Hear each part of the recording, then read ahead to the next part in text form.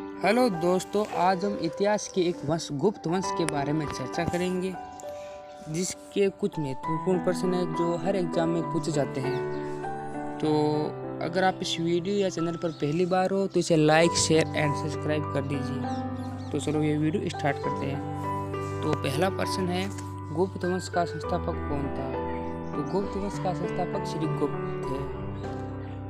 इससे अगला है, गुप्त किसके सामंत थे? तो गुप्त कुषाण के सामंत थे। अगला है, गुप्त वंश के किस शासक ने सर्वप्रथम हाथीराज की उपाधि धारण की थी? यानी गुप्त का वह कौन शासक था जिसने सर्वप्रथम हाथीराज की उपाधि धारण की थी? वो थे चंद्रगुप्त प्रथम। अगला है, गुप्त शासक के दौरान निम्नलिखित में ऐसा व्यक्ति कौन था जो एक महान खगोल विज्ञानी और गणितज्ञ थे? तो गुप्त वंश में एक जो आर्यभट्ट थे वो एक महान खगोली और गणितज्ञ थे। इन्होंने ही शून्य का आविष्कार किया था। शून्य का आविष्कार। अगला है, गुप्त राजवंश किसके लिए प्रसिद्ध था? तो गुप्त राजवंश कला और स्थापत्य के लिए प्रसिद्ध था। अगला है, भारत इतिहासकार B.A. स्मिथ ने किसकी विजयों से प्रभावित होकर उससे भारत का नेपोलियन कहकर पुकारा है? यानी वो कौन था जिसे V.A. स्मिथ ने भारत का नेपोलियन कहकर पुकारा था? तो वो थे समुद्रगुप्त को। उन्होंने भारत का नेपोलियन कहकर पुकारा था। अगला है, गुप्त वंश का वह राजा कौन था जिसने हुणों को भारत पर आक्रमण करने से रोका? तो इसका राइट आंसर होगा ऑप्शन नंबर सी, स्कंदगुप्त ने। अगला है, फाहियान किसके शासनकाल में भारत आया था? तो फाहियान जो ये जो चंद्रगुप्त द्वितीय थे उनके शासनकाल में भारत आए थे। ऑप्शन नंबर डी राइट होगा। हर्षवर्धन के शासनकाल में आए थे हेनसाम।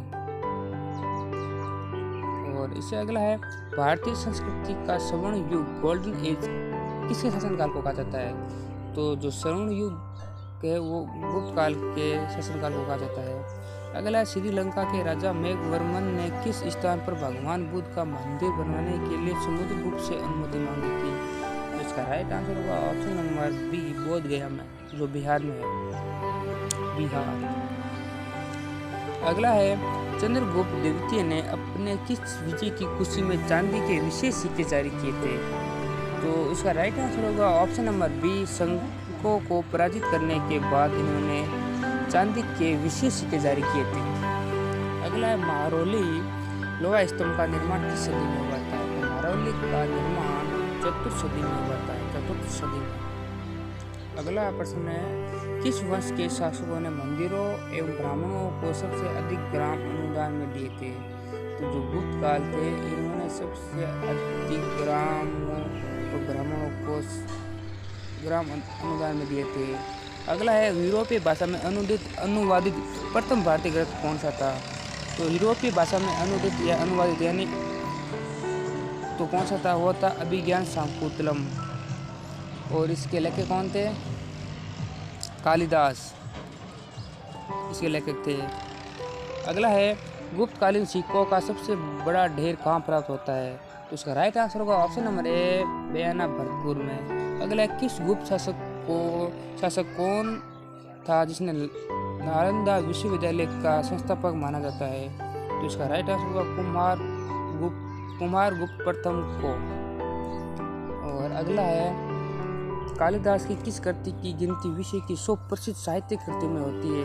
तो कालिदास की प्रसिद्ध ग्रंथ कृति है अभिज्ञान शाकुंतलम, जिसकी गिनती विश्व में प्रसिद्ध साहित्यों में होती है। अगला है, वह प्रथम भारतीय विद्वान कौन था जिसने गणित को एक पृथक विषय के रूप में स्थापित किया? तो इसका राइट आंसर होगा ऑप्शन नंबर ए, आर्यभट्ट। और अगला है, गुप्तकालीन पुस्तक का नवीनतम कम का संबंध किससे है?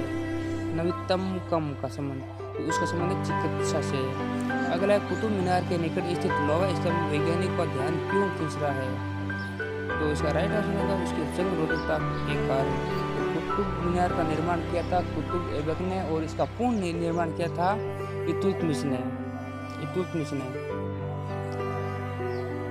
और ये थे कुछ गुप्त वंश के महत्वपूर्ण प्रश्न। अगर आपको ये वीडियो अच्छा लगा तो इसे लाइक, शेयर एंड सब्सक्राइब करना ना भूलें। मिलते हैं अगले वीडियो के लिए। धन्यवाद दोस्तों।